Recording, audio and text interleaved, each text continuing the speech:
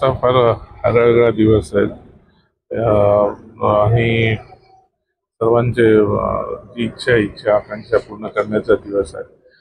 आज आमचे उमेदवार नरेश म्हस्के साहेब यांना निवडून आणण्याचा आजचा दिवस आहे आणि आज बघतोय की आज सगळीकडे गर्दी आहे, लोक उत्साहाने या ठिकाणी उतरत आहेत. त्यामुळे मतदान चांगल्या पद्धतीने होत आहे आणि आम्हाला माहिती आहे की कुठल्याही परिस्थितीमध्ये नरेश म्हस्के निवडून येऊन नरेंद्र मोदी हे पंतप्रधान बनतील.